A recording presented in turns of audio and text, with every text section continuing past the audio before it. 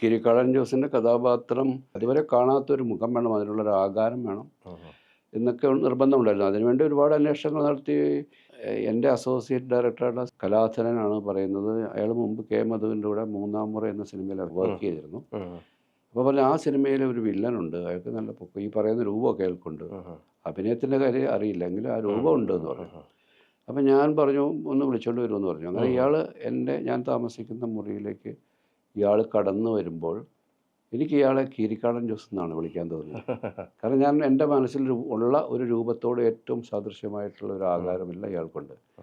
നല്ല പൊക്കവും ഒരു വെള്ള ജുബ്ബയൊക്കെ ഇട്ട് ഇങ്ങനെ ഒരു മുണ്ടൊക്കെ എടുത്താണ് എൻ്റെ മുമ്പിൽ നിൽക്കുന്നത്.